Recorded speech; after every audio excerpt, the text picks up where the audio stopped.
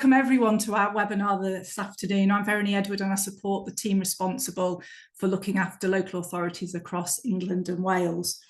Today's event is going to comprise of 3 presentations from colleagues and then an open Q&A session that will provide a great opportunity to engage in an open discussion and seek answers to any questions that you may have from our experts of the panel. We're delighted to have such a wide audience. We have over 90 delegates, which is absolutely fantastic, that have registered for the event. Over the last couple of years, we've held a number of webinar sessions that you might have already joined us on in the past. And these will support LAs and talk around the challenges around speech and language. We've predominantly focused on early years. However, today's session will focus really on that journey into and within primary years. We're going to start the session with Suzanne, who will be sharing how Eastwoods Consortium has improved communication and language across the northeast of Birmingham. We'll then be moving on to Emily from Rochdale Borough Council, who will then be sharing with us how WellComm's used as part of a consistent approach, exploring and supporting the needs of any child within Rochdale and really focusing on that consistency across the times of transition across the local authority.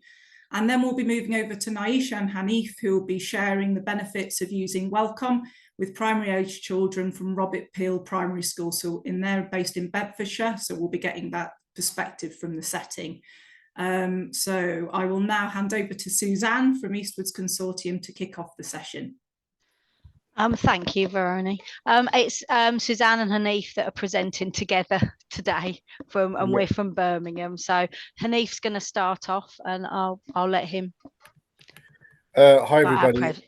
Thank you for your time today, and thank you to Lindsay at GL Assessment for organising this and the team at GL Assessment. As we just mentioned, we're going to spend a few minutes just talking about our project that we've been doing for Birmingham City Council with the east of Birmingham and how we've implemented WellComm Primary and WellComm Early Years into those schools.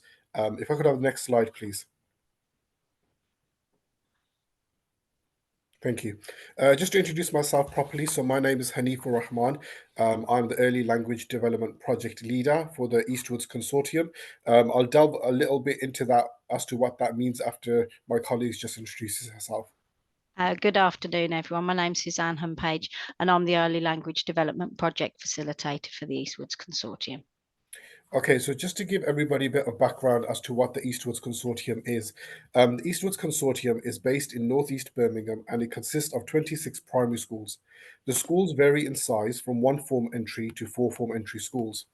Now, although the catchment areas of our schools vary from inner city schools in Ward End to schools on the border of Solihull in Tile Cross, there is a very high percentage of deprivation across our consortium. Many of our schools are in the Hodge Hill constituency, which is the most deprived in Birmingham, and Birmingham is the 7th most deprived local authority out of England's 317 authorities. Next slide, please. Okay, so we just want to talk about how we've actually started our project and how it's been going on forward. So in terms of the first kind of sentences, we've got the Eastwoods head teachers discussed the new project at a consortium meeting, which led to the circulation of a questionnaire which identified the broad areas that the schools felt that they needed further support with. So a bit of background as to this. So Birmingham City Council said to each consortium area across Birmingham that we are going to give you X amount of funding and we would like you to think of an area that you think needs a lot more support. So the head teachers within the consortium decided that communication and language, specifically in early years, was the main priority. But they then discussed this project with Anna Kelly, who is the lead educational psychologist for Birmingham City Council, and she suggested the use of WellComm toolkit.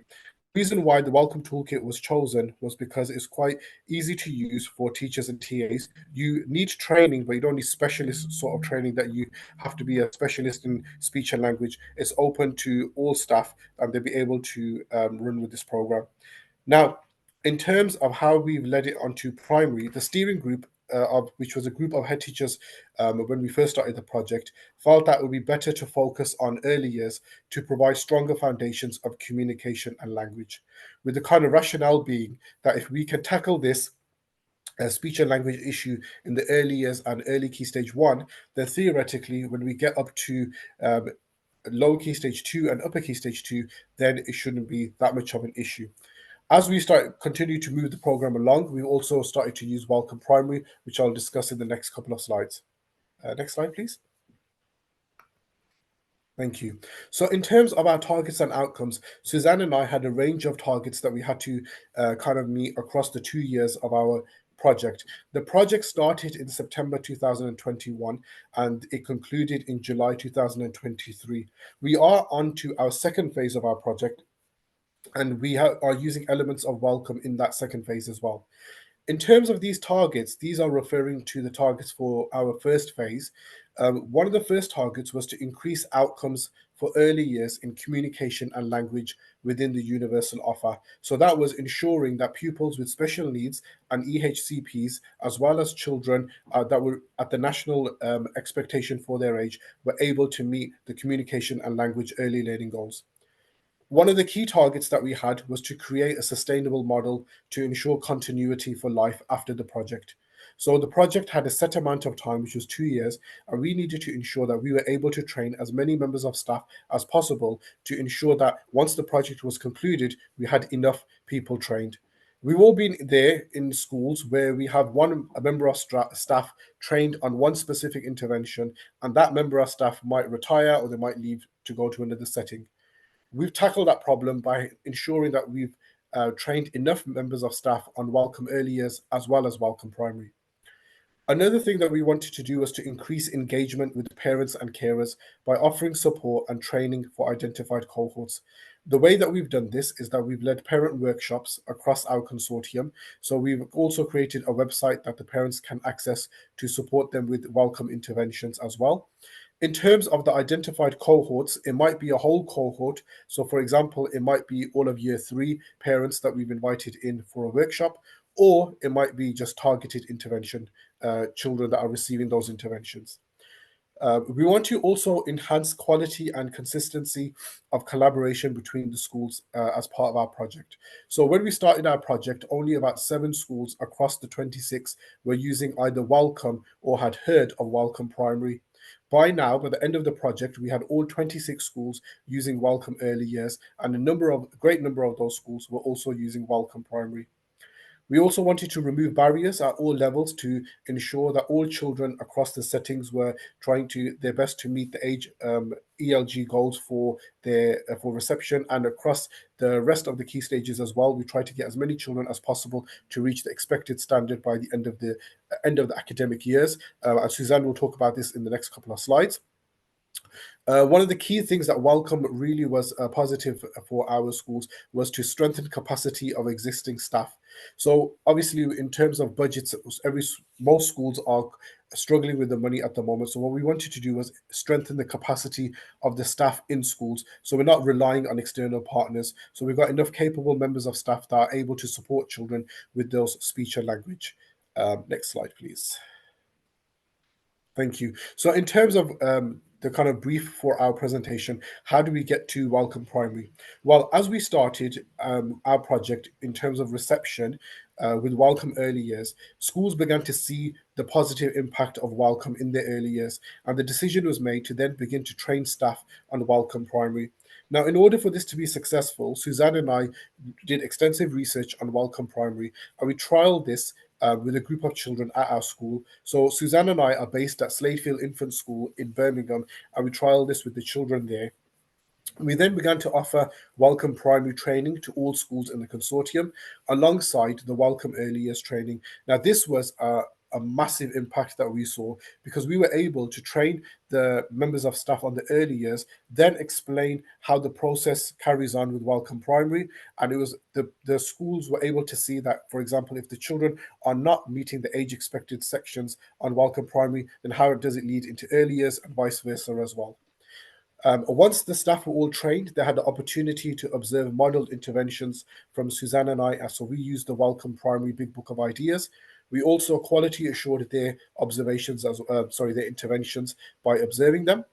We continue to work alongside parents and train parents on how to deliver WellComm interventions at home. And as I mentioned earlier, the workshops were either catered to all parents in a specific age group, or it was just those children that were receiving interventions. So we're going to spend a couple of more slides now talking about the data that we've received.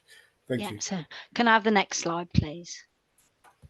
Right, so now we're going to move on to the data from 4 of our schools out of our 26 in our consortium, and hopefully this will show the impact that early years WellComm and WellComm Primary have had on our consortium. Now, 3 of the schools' data will show the WellComm progression right from the early years toolkit right up to WellComm Primary in year 6, and these schools were chosen as they had whole school data, but similar results have been replicated in all our schools. And then the final data slide I'll show you just will follow one cohort of children from reception to year 2. For those that are new to WellComm, the R, A and G in my tables refers to the red, amber and green scores that the children achieve in their screening assessments. If they're green, they're at age-related standard. If they're at amber, they're working just below. And if they're at red, they're working significantly below age-related standards. And as you'll see from my next few slides, many children make excellent progress with their speech and language development using the WellComm toolkit. So let's start. This is our first school, Hodge Hill Primary, and they were in their first whole year of WellComm in the academic year 2022 to 2023. And you can see the number of children achieving green by the end of the school year. So this is in the top blue table. So I'll draw your attention to reception. So you can see in September of 2022, only 4 children were at age-related standards. By the summer term, 60% of children were at age-related standards. And similarly, if I move up into Key Stage 2, you can see in Year 5, for example, 50% were at age-related standards in speech and language. By the end of that academic year, that had risen to 81. Year 4 was a bit of an anomaly, but that can be explained through pupil mobility. When we compare this to the second year of data, so this is 2023 to 2024, which is the bottom table, this isn't the whole years of data. This is just up to spring term 2024. We can still see the improved progress of the children achieving that green score in their age-related section. And I'll draw your attention again to years 4, 5 and 6. You can see now that 91 to 92% of children are at those age-related expectations. Could I have the next slide, please? This is the third table, which is also from Hodge Hill Primary. This table makes it really clear the progress that's being made as the children progress through the toolkit. This is the number of percentage of children requiring that intervention. So despite there being a great percentage of children entering reception and requiring that intervention, you can see there, depending on which year, 82%, 87%. As the children move up the school, the number of children requiring the intervention reduces, and the SLT at Hodge Hill expect this trend to continue. And so if you look up at, we'll go back up to year 5 again, you can see in the previous year, 50% of those children required intervention. As they moved into year 6, only 24% of them. So the number requiring that intervention is reducing. Now, Hodge Hill have worked really hard to implement WellComm throughout their school, and they've had these great results. I need to say a big thank you to Cherry Povell, their AHT, who provided me with all of their data for this presentation. Now, the staff at Hodge Hill use a variety of intervention solutions to support the children to get these results. For example, in year 1, their pupil support assistants work with all of the children who require intervention one-to-one for 5 minutes several times a week. Whereas further up the school in upper Key Stage 2, these PSAs usually take small groups, but they'll revert to one-to-one or one-to-two with the children where required. And this just shows the flexibility of WellComm to work in the best way for the staffing structure as well as for the needs of the children. Could I have the next slide, please? All right, so now what we're going to do is we're going to move on to FIRS. And now they're only in their first whole year of implementing WellComm. All the staff across the school have worked hard to complete the interventions regularly, and the progress is clear to see. So you see the first table, that shows whole school progress. And you can see on the baseline, only 24% of the children were achieving age-related standards, but now we have 66% of children achieving those age-related standards. The last assessment data is also from the spring term, so the children will be continuing their interventions throughout this summer term and will be screened again by the special needs team in July 2024. Then the following tables, you've got reception, year 1 and year 2, again showing that progress. I'll draw your attention to year 1. You can see there on their baseline, only 17% of children were age-related standards, but now in the last screening in spring, 76% have reached that age-related standard. Can I have the next slide, please? Again, this is the key stage 2.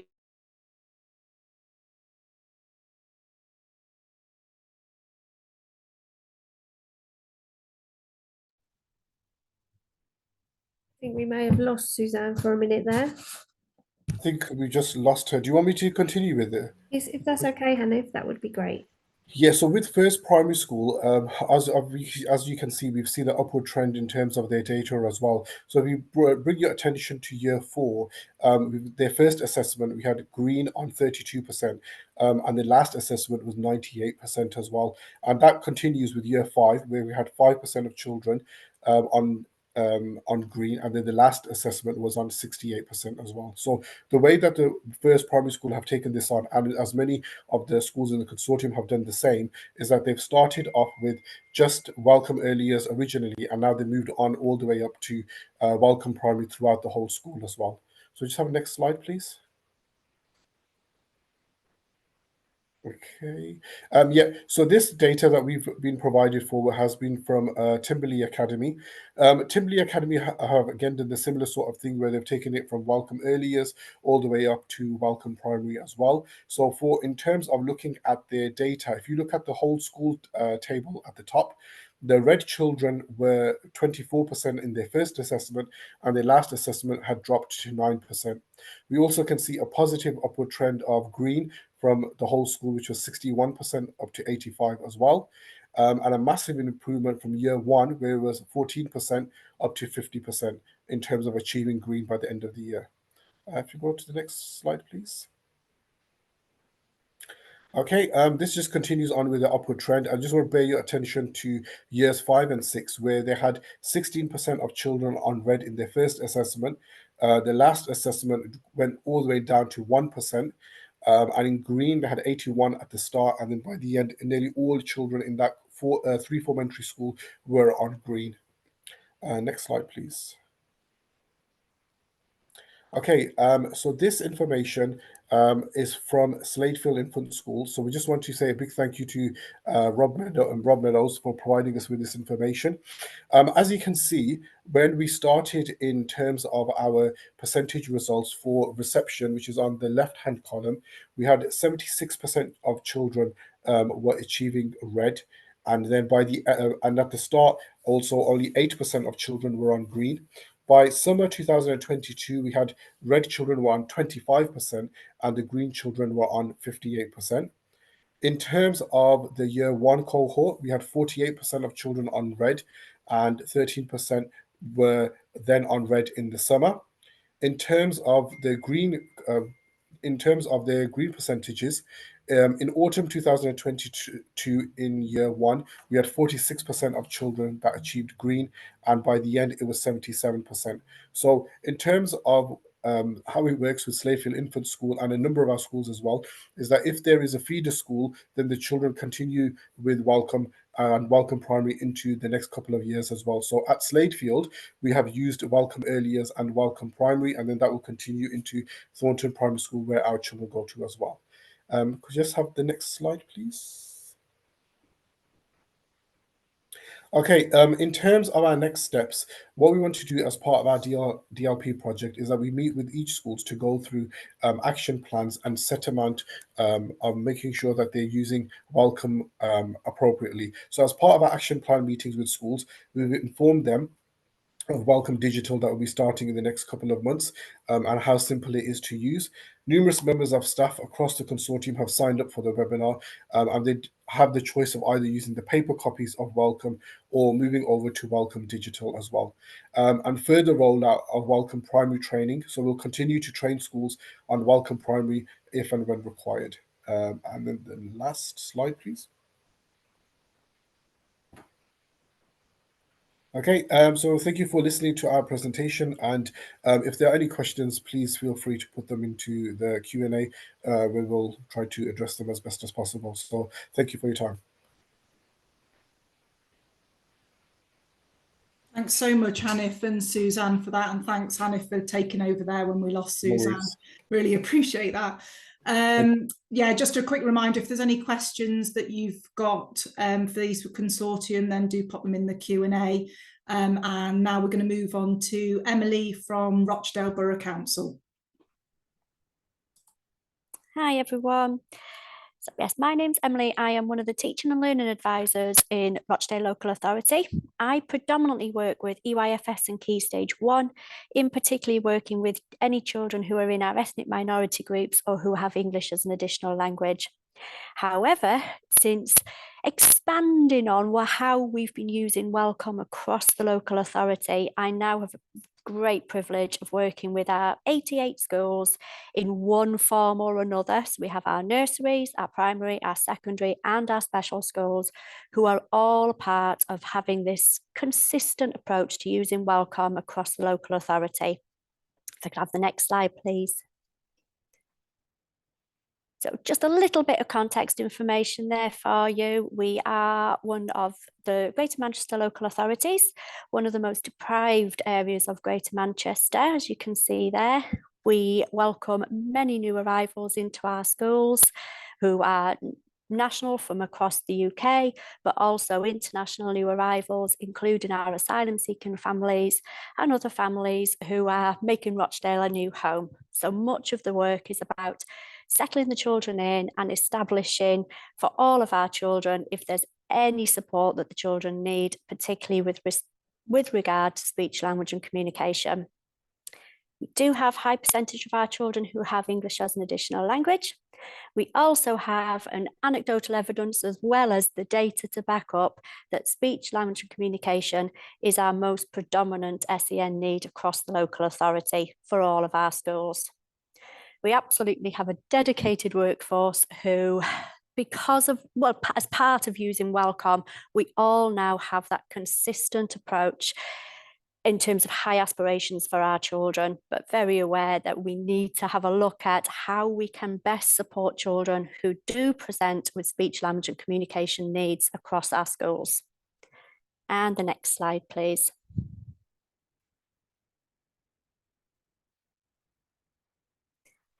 So very much, as Suzanne and Hanif were talking about then, our support using WellComm very much started in early years. Prior to COVID, seemed to have COVID as a bit of a, that happened before, what happened after. So prior to COVID and prior to 2020, we had our Rochdale Communication Project.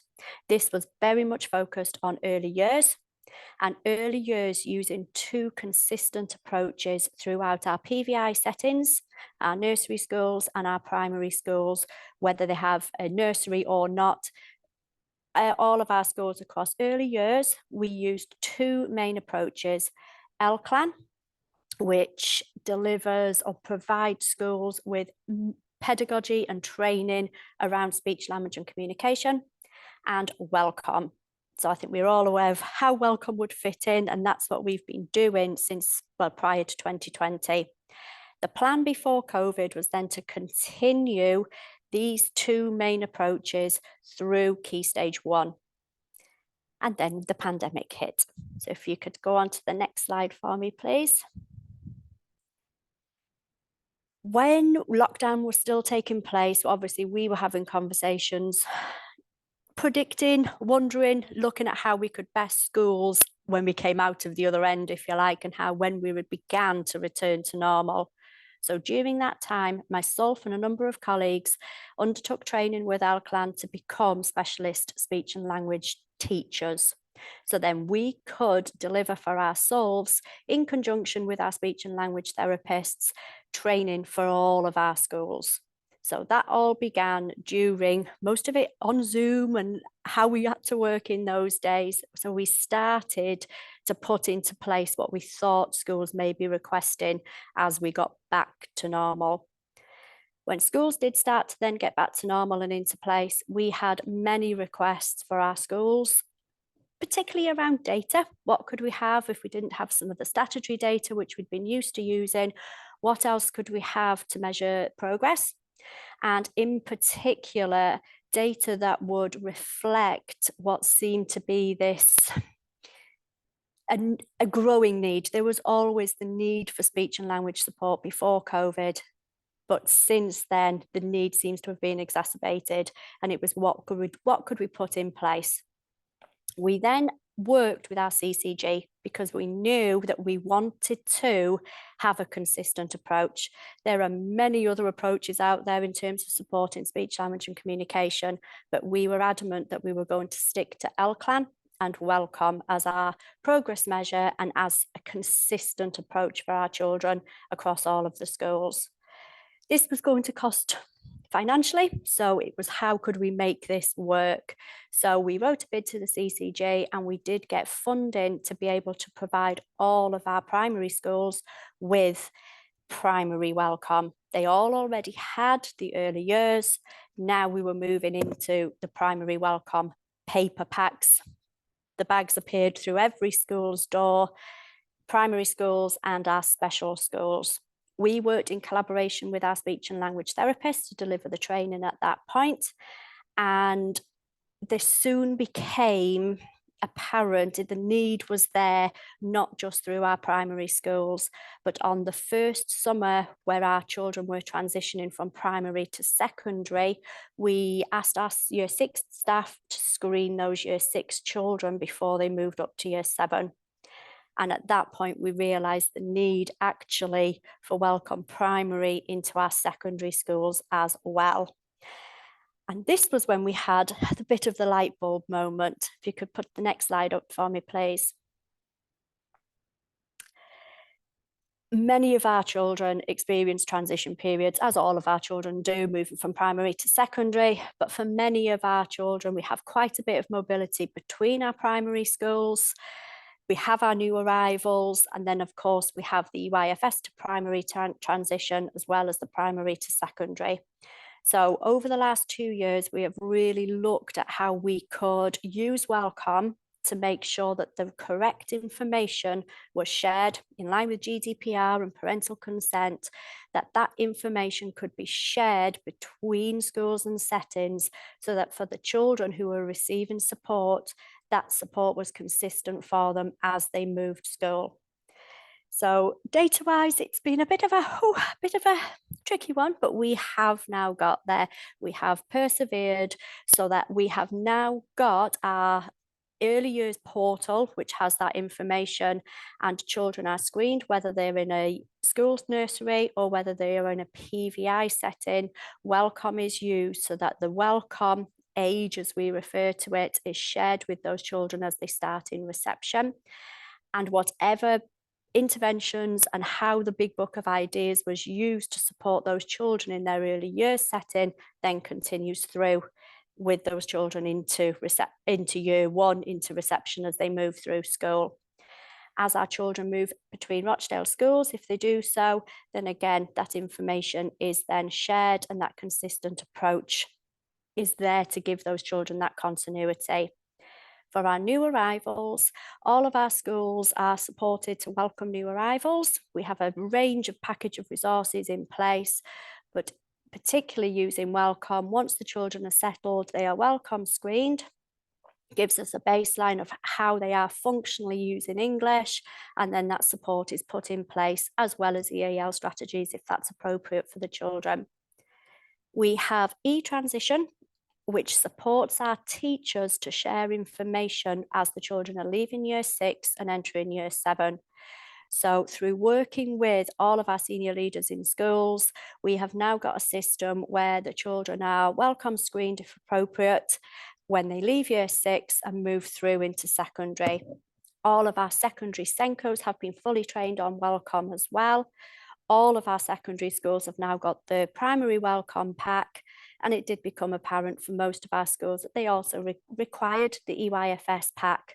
Obviously, in terms of the ages of the child, that is managed very sensitively to support those children, but it's been amazing to see our secondary schools. When I walk in now, the screening tools are out, you can see WellComm being used. We have WellComm breakfasts where some of our children are welcomed into school in the morning, have a bit of breakfast, but also work through some of the big book of ideas activities as well to provide those children that support, not just in primary, but also in secondary.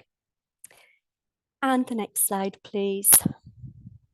So where we are now is, I talk about WellComm a lot. We talk about WellComm on as many agendas as we possibly can for all of our schools, whether that's the nursery, primary, special and secondaries. Members of SLT very much have WellComm high on their agenda. All of our schools have a number of staff WellComm trained, because as you were saying, people move on, and we felt we didn't want to just have a named member of staff. We wanted as many staff as possible WellComm trained. So we provide universal training, we provide in-school training to make sure that as many members of staff as possible are WellComm trained.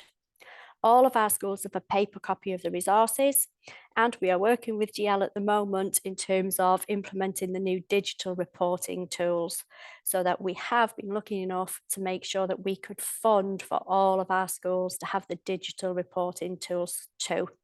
This means that the school has the use of that facility, but it also means that as a local authority, we can highlight any areas of strengths in terms of speech, language and communication, but also we can then put training in place and resources and anything to help with where we know the gaps are more significant for some of our children. So there's regular training that takes place for vocabulary development, for example, and we very much use that data to inform the training that we're putting in place for our schools. Alongside that, we felt it was also very important that other teams within the local authority had WellComm high on the agenda, and that when we're supporting children, especially at some of those vulnerable times, so you can see that some of the teams, and it is just some of the teams, who are now also very well aware of what WellComm does, how it can be used to support the children and the families. And I guess that's where we are now in terms of our next steps. The schools are encouraged to work with the families as well. We train, using the LCLAN, we trained schools and LA staff on Let's Talk, which is a support program for parents and families in terms of identifying and then supporting children's speech, language and communication needs. So where we're at the moment is now looking at how we can strengthen that support and what we already do. We have got our family hubs where our speech language therapists are based on a regular basis, and we are very much now working with our family hubs as well to make sure that for our children, yes, we've got a constant support across schools and across the teams, but we want to make sure that we're supporting the families as much as possible too. So that's the plan for the future. So any questions, please do pop them into the chat and I will respond to those later on this afternoon. Thank you very much for listening. That's fantastic. Thank you, Emily. That's been brilliant. And yeah, just to reiterate what Emily's just said, if you've got any questions at all, just pop them in the Q&A and then we can go through them at the end of the presentations. So now if we pass on to Naisha from Robert Peel Primary School, that would be lovely.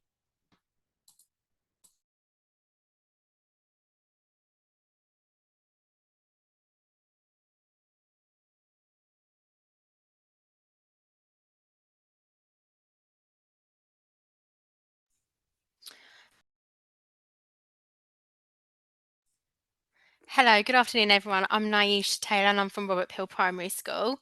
If we could have the next slide, please. Thank you. So a little bit about us, first of all. We are a primary school based in central Bedfordshire in a town called Sandy. We are based in quite a very deprived area within Sandy. We are a two-form entry, and we've got around 400 children within our setting. We started to use WellComm within our setting around, I would say about around 3 years ago. This was because obviously we were having children come into our nursery and reception, and we were noticing that actually the development around their communication and their language was very delayed, and actually trying to get them to make progress within them areas was really difficult, especially obviously trying to get speech and language involved, and making them referrals we found really difficult. So we came across WellComm after some searching, and we started to use it across our setting, mainly in nursery and reception first, because actually that's where we saw the need, and then tried to start bringing it into across year 1 upwards as well. So we do use it in various ways. Like I said, we do use it as a targeted intervention across nursery and reception. Also, we noticed that because of the high number of children starting our setting with delays within their communication. So across nursery and reception, we screen every single child when they come into us in reception, and then depending on their outcome from the screening. So if they screened green within their age, obviously we don't then put them in a group for intervention. But if they scored amber, which was obviously below, or red, which was obviously significant below their age, then we put them children into certain groups. And then staff carry out weekly interventions using the big book of ideas, working on each section above every week. And then there's different points of the year we do rescreen the children, just to kind of track that they're making progress, see if they need to be moved into a different group. And also we know children do change ages. So when we screen them, a lot of children are 4, but then as months go on, they will turn 5. So we just rescreen them as well to make sure they're making that track really and that progress. This idea is that eventually that children receiving the targeted support will make progress and screen green within obviously their age. Next page, please.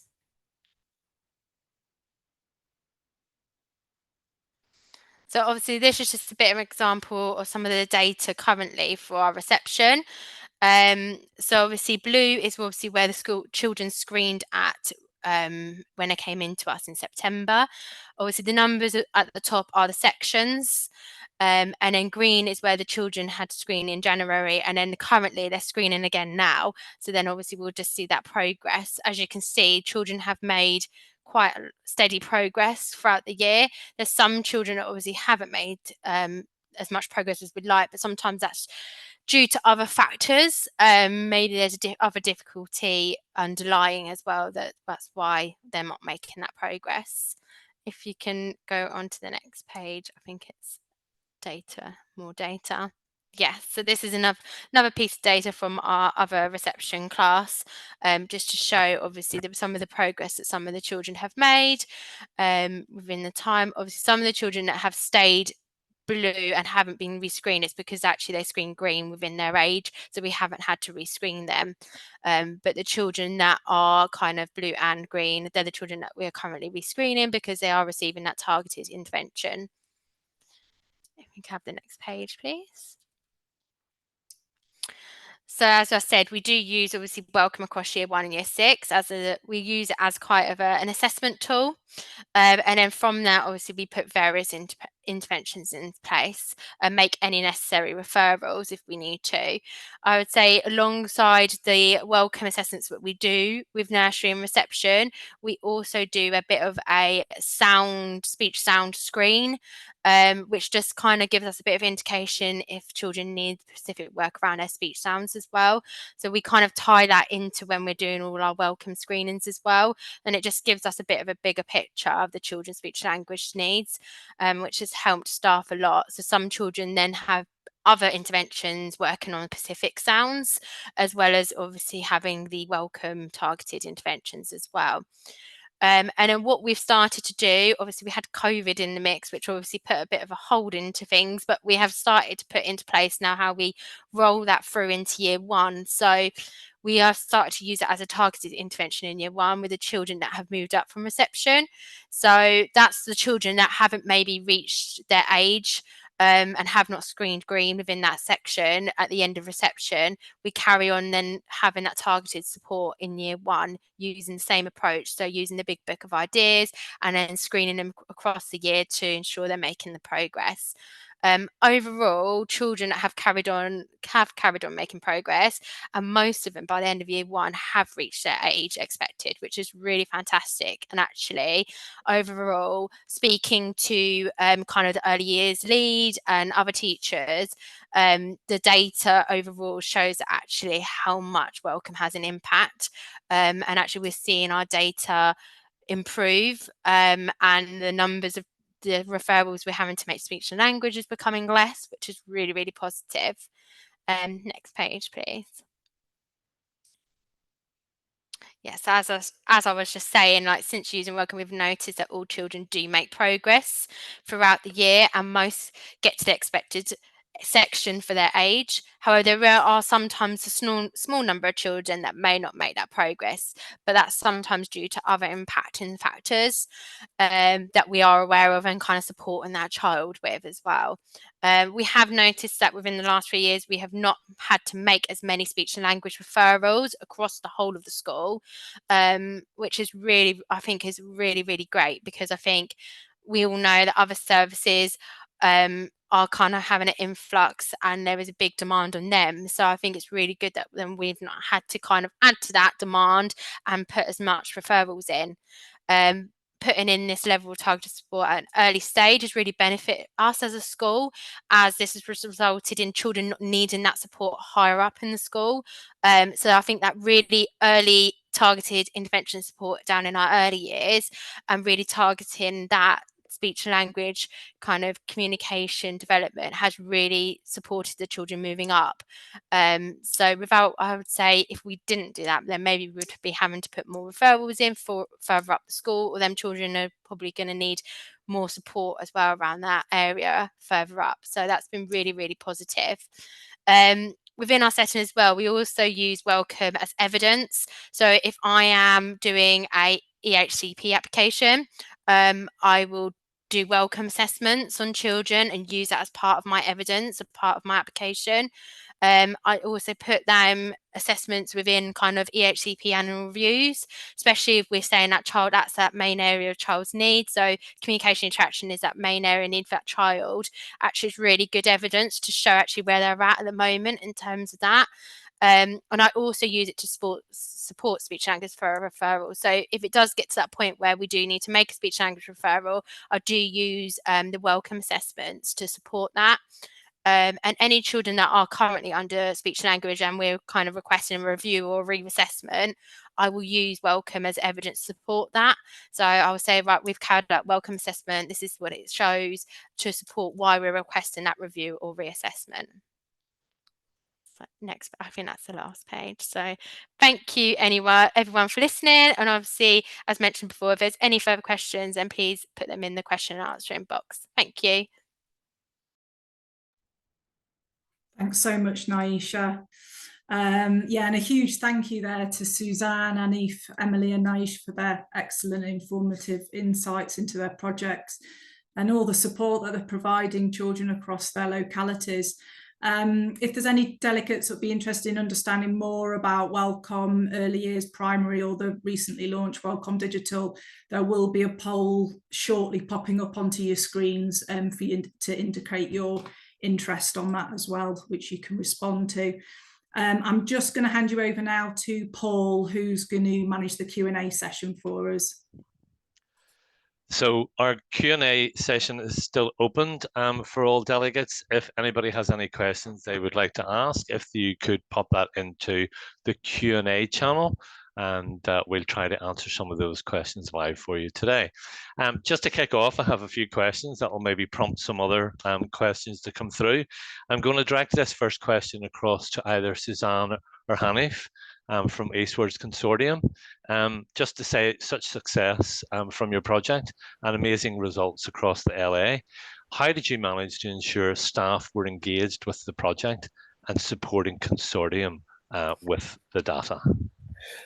So thank you for that question. The first thing that we did was that we met with all of the schools, head teachers at the consortium meeting. So the consortium meeting took place the meetings take place every half term.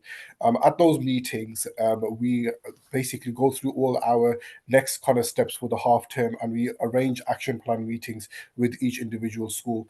The first couple of months, I'll be honest with you, was quite difficult in trying to engage with the schools and trying to make contact. But once we were in for the initial meetings, for the action plan meetings, the schools got to know us, and because we were in there quite frequently through parent workshops and also observations of the staff as well, they were a lot more receptive. And that was the same sort of situation that happened with the data as well. So originally, when we were asking for data regarding to WellComm, we didn't have as many as we would have liked. But then by the end, we were having 100% of 26 schools providing that information. I'm not sure, probably Suzanne probably add something else as Yeah, well. I agree Can with I just say everything that welcome back, Hanif- Suzanne? I know you had a Oh, power cut. I'm really sorry. Catastrophic. I'm mobile hotspotting at the moment. Oh. Yeah, I'd agree with everything that Hanif said there. I think it's just our regular meetings with all of our name contacts at school, regular visits. It's certainly when we were beginning the project, it was at least half termly, wasn't it, for each school? Yeah. So just building up those relationships, just like when you're working with the children, it's building up those relationships, which I think we've got excellent relationships now with all our staff across all our schools. So I think that's really been the secret to the success of it. Yeah. Thank you, Hanif and Suzanne. Just one more question, Hanif, you might be able to answer this. I just want to make reflection on, at the start of your presentation, you talked about the impact that WellComm was having. You made reference to Hodge Hill, and you said about in the September for that reception year, at age-related standard, it was 4%, and in June it was 60%. Did you find the same impact across all 20 schools in the consortium? And also, were all 26 schools very clear about that impact, and did they understand the impact that data was showing them? Okay, so really interesting question there. So thank you for that, Paul. Okay, I'll try to break that down as much as I can. In terms of, did the data look the same across the 26 schools? The short answer to that is yes. In terms of our project that Susanna and I were leading on, the data that we were required for Birmingham City Council was just for reception.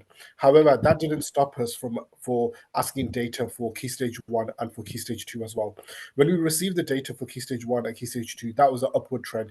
What we found, and which we were thinking was going to happen, was that we had more children on WellComm early years in reception and Key Stage 1, and by the time they got to year 6, they might have all been screened on WellComm Primary as a baseline in September, and they might have certain children on interventions in December or April, but by the end of the year, the majority of the cohort were off the WellComm Primary framework.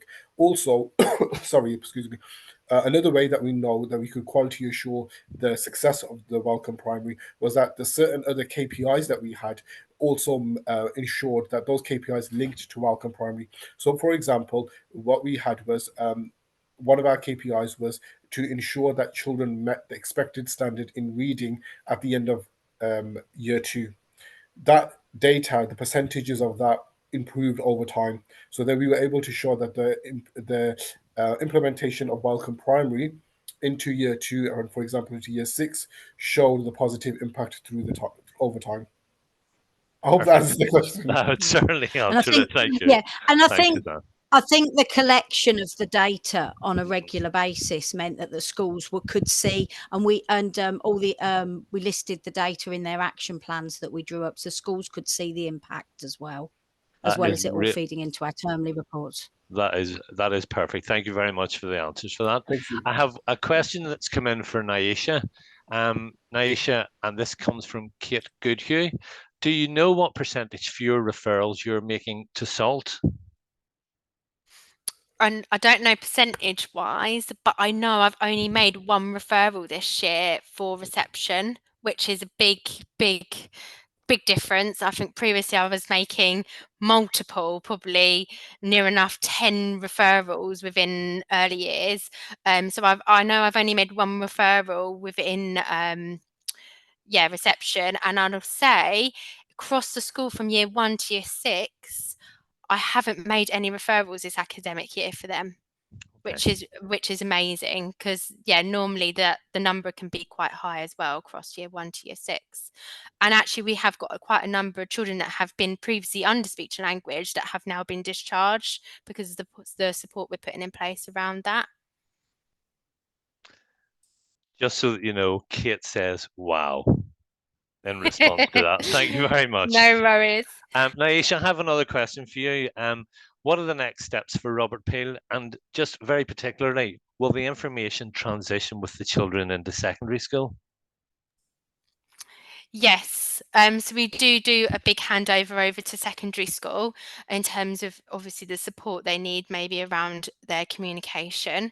I think our next steps for Robert Hill is to hopefully be involved in WellComm Digital and kind of rolling that out within our setting. I think that would be really beneficial for our setting. I think we have many numbers of staff that use WellComm within our school, and it can be really tricky sometimes in the paper copy with photocopying it all and making sure you've got it all. So I think our next step is obviously implementing the digital approach and being able to have even more staff being able to have access to it. But also how maybe we can bring it up to further up in the school, because we do mainly solely use it in kind of nursery reception year 1, but actually looking at how can we use it as well across the school as well in different ways. Aisha, thank you for that. And I think you're right. The whole introduction of our WellComm Digital is going to be such a powerful tool for everybody. So thank you for that. I have a question here for Emily at Rochdale. Emily, you spoke about Let's Talk and working with parents and family hubs. How have you managed to get parents engaged? What actions, techniques have been used to support that? Okay, just get my video to work. Again, I think, as Suzanne was saying, then it comes down to relationships, doesn't it? And I think from our point of view as trainers and as the specialist teachers, what we've done is form very good relationships with our school staff who are LCLAN and WellComm trained. In turn, then they are forming very informed relationships with the parents based on research and on using WellComm evidence, if you like. Parents can then see for themselves the needs of the children and how best to support them. I think the parents are also seeing that the support we're putting in place is fun, that it's activities that you can do with the children that don't cost anything, but we encourage the parents to talk to the children, with the children, and the parents quite quickly see the impact of doing the Big Book of Ideas activities, of using the LCLAN approaches.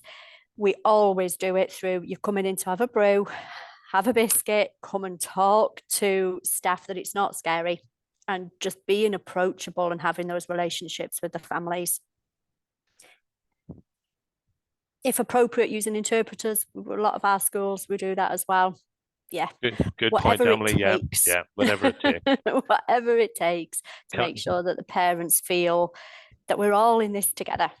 Yeah, I think that's very powerful. And when you're working across 88 schools that you're working across, trying to engage with parents in this project must be a mammoth task. But you sound like you're sort of nailing that on the head by inviting them in for a cuppa and so on, and the use of interpreters is very powerful as well. So can I just say thank you very much for all of our panelists today. I'm going to hand back to Verony because we don't have any more open questions to ask of the panel. Can I just prompt any delegates if there are any further questions you need to ask of GL assessment or of the panelists today? I know that Terry will share that email address again that you can send your questions into, and we'll answer them after the webinar and send them out with the recording. Thank you very much. Over to Verony. That's brilliant. Thanks, Paul. And thanks again to all the presenters. It's been absolutely fantastic. We have got a short survey that will pop up onto your screens once you close and move away from the webinar session, which you can either respond to then, or you can respond to via email once it's sent out. But it just helps us plan for future events, and it would be great if we could get as many of those back as possible. So that'd be brilliant. And I'll hand over to Terry just in case there's anything else to close off before we finish today's session.